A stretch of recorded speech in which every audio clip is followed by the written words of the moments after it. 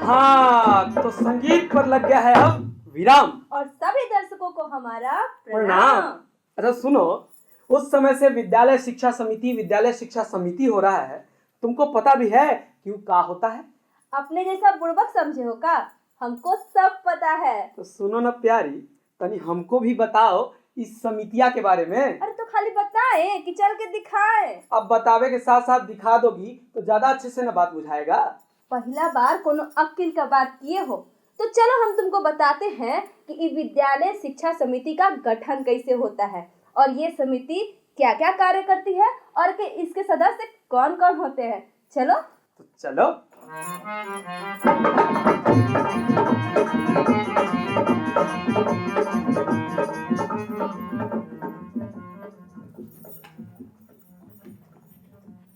प्रणाम मास्टर साहब। प्रणाम प्रणाम। अगले इतवार को विद्यालय में आम सभा की बैठक है, उसमें आना है आपको। हम क्या करेंगे उसमें आके? अरे आपका बच्चा स्कूल में पढ़ता है, उन्हीं लोग के बेहतर भविष्य के लिए योजना बनाना है, विद्यालय शिक्षा समिति का गठन करना है, आपका आना जरूरी है। अच्छा हम जरूर आएंगे। ठीक है, प्रणाम। प्रणाम।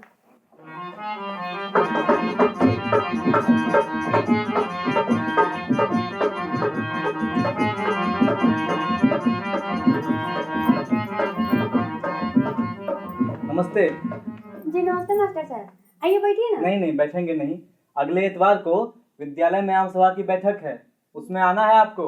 जी हम जरूर आएंगे, लेकिन तनी चल के पानी। नहीं नहीं, अभी हम निकलते हैं, अभी बहुत लोगों के पास जाना है, सबको आम सभा की बैठक की सूचना पहुंचाना है। हम निकलते हैं, नमस्ते।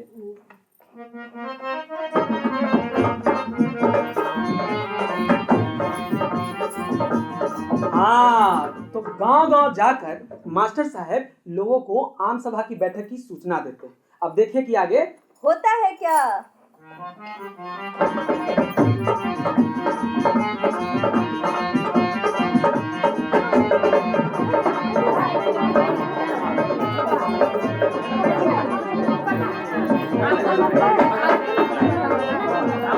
अरे सुनिए सुनिए, आप लोग शांत हो जाइए, शांत हो जाइए। इस सभा में आए सभी लोगों का बहुत बहुत स्वागत है। आज की ये सभा हमारे संकुल समन्वयक की देखरेख में हो रही है, हम आपका स्वागत करते हैं। हमारी सभा में वार्ड पार्षद भी उपस्थित हैं, आपका भी स्वागत है। और स्कूल को आर्थिक दान करने वाले समुदाय में सजग अगवा नगीना बाबू भी उपस्थित है, आपका भी स्वागत है। और जीविका दीदी और समाख्या के अध्यक्ष भी आई हैं, आप सबका भी स्वागत है। और आप सबके साथ साथ आए हुए तमाम अभिभावकों का भी हमारी स्कूल की तरफ से बहुत बहुत स्वागत है।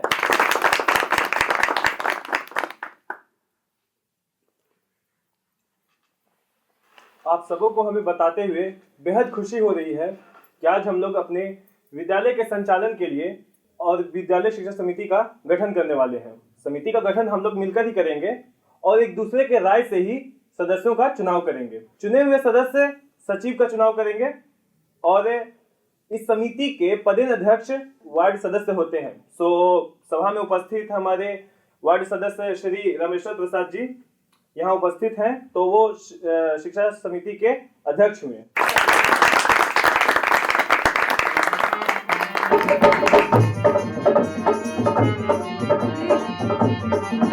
वाह वाह वाह वाह वाह। समिति के बैठक के लिए तो पूरा गांव जुट गया है। अरे बिल्कुल, और क्या, ये पूरे गांव समाज की ही तो समिति है और इसी समिति के हाथ में पूरे विद्यालय को चलाने की ताकत है। अच्छा एक बात बताओ, इस समिति में टोटल कितना लोग रहेगा? कुल 17 सदस्य की समिति होती है। तो में महिला लोग भी रहेगी? महिला लोग भी नहीं, महिला लोग ही ज्यादा रहेंगी। क्या मतलब? मतलब ये कि सुनो, 17 में से जो 9 सदस्य होंगी वो छात्र छात्राओं की माता होंगी। जैसे पिछड़ा वर्ग से 2, अति पिछड़ा वर्ग से 2, अनुसूचित जाति अनुसूचित जनजाति से 2 सामान्य वर्ग से, और हाँ एक दिव्यांग बच्चे की माता भी इस समिति की सदस्य होंगी। बाप रे बाप, इस समितिया में तो खाली महीने का जोर दिखता है। बिल्कुल, ये खाली महिला का जोर नहीं है, इसके बाद वो महिला है। वो देखो कैसे कैसे? इस 9 महिला के अलावा 2 सदस्य जीविका दीदी और स्वयं सहायता समूह की जो अध्यक्ष हैं वो भी समिति में सदस्य के रूप में रहेंगी। माने कि 17 में से 11 महिला रहेंगी। हाँ, पहला बार तो सही हिसाब जोड़े हो। अरे जोड़े नहीं, हमारा घटाव भी सही रहता है। अच्छा। और 17 में से 11 हो गई महिला, अब बचा 6 गो। वो कौन कौन होंगे? उसमें देखो, एक वार्ड सदस्य होंगे जो कि अध्यक्ष होंगे, ठीक है। और हाँ, एक विद्यालय के प्रधानाध्यापक, एक विद्यालय के वरीय शिक्षक और छात्र प्रतिनिधि के रूप में बाल संसद से एक छात्र और मीना मंच से भी एक छात्रा होगी। और बचा एक सदस्य, तो वो होंगे समुदाय के दानदाता। समुदाय के दानदाता, यानी कि समिति में सब तरह के सदस्य हैं भाई। हाँ बिल्कुल, गांव समाज की तो समिति है और जब ये समिति बन जाएगी तो इसी समिति के हाथों में पूरे विद्यालय को चलाने की ताकत है और ये विद्यालय के विकास में अपना काम शुरू कर देगी। मतलब कि आम सभा में सदस्यों का चुनाव तो हो गया, अब उसके बाद क्या?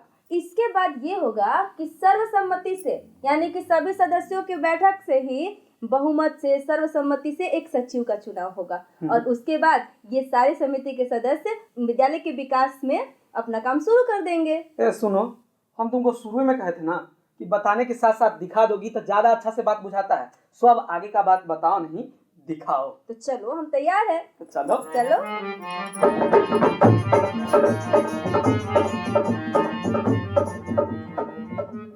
इस बैठक में उपस्थित सभी सदस्यों का बहुत बहुत स्वागत है। हमारे संकुल समन्वयक श्री सुरेश वर्मा जी की अनुशंसा पे इस समिति का निबंधन हो गया है और इस समिति का कार्यकाल निबंधन की तिथि से अगले 3 वर्षों तक का होगा और सभी सदस्यों की सर्वसम्मति से इस समिति के सचिव के रूप में श्रीमती रिंकू देवी को चुन लिया गया है। हमारे समाज के आदरणीय नगीना बाबू यहाँ उपस्थित हैं, तो हम उनसे आग्रह करेंगे कि वो अपनी बातों से हम लोग का मार्गदर्शन करें। देखिए, ये जो समिति है ना, ये एक तरह से हमारे विद्यालय की जान है और इसमें हम लोगों को सिर्फ नाम के लिए नहीं रहना है, बल्कि हम अपने घर परिवार को चलाने के लिए जैसे हमेशा दिन रात लगे रहते हैं, वैसे ही विद्यालय के लिए भी लगना पड़ेगा। अगर हम सभी सदस्य थोड़ा थोड़ा भी योगदान कर दें तो हमारे विद्यालय का कल्याण हो जाएगा। बिल्कुल, विद्यालय का पूरा कायाकल्प हो जाए, इसमें विद्यालय शिक्षा समिति की बड़ी भूमिका है और विद्यालय शिक्षा समिति की बैठक महीने में 1 बार होगी, उसमें आप सबको रहना ही रहना है। इसके अलावा भी आप सबको सक्रिय रहना है ताकि इस समिति का जो है गतिविधियां सुचारू रूप से लगातार संचालित होता रहे। हाँ, हम चाहते हैं कि एक बार हम लोग इस समिति की जो शक्ति है, इसका जो कर्तव्य है, उसको ठीक से समझ लेना सही होगा। सचिव जी बिल्कुल सही कह रही हैं। तो अच्छा होगा कि सभी सदस्य एक एक कार्य या भूमिका के बारे में बताएं, जिससे फिर से समिति के सभी सदस्य जो हैं अपनी जिम्मेदारियों के बारे में पता चल जाए। विद्यालय के संचालन का अनुश्रवण करना, विभिन्न स्रोतों से प्राप्त निधि का उचित उपयोग करना, विद्यालय के पोषक क्षेत्र के भीतर 6 से 14 वर्ष के बच्चों का 100% नामांकन सुनिश्चित करना तथा बच्चों के शिक्षा के अधिकार की पूर्ति में सहयोग करना। सरकार के नियमों के अनुसार विद्यालय भवन निर्माण एवं भवन के रख रखाव में जन अंशदान प्राप्त करना। नियमानुसार मध्याह्न भोजन की व्यवस्था हेतु आवश्यक निर्णय लेना और उसका पर्यवेक्षण करना। ये ध्यान रखना जरूरी है कि शिक्षकों को गैर शैक्षणिक कार्यों में ना लगाया जाए।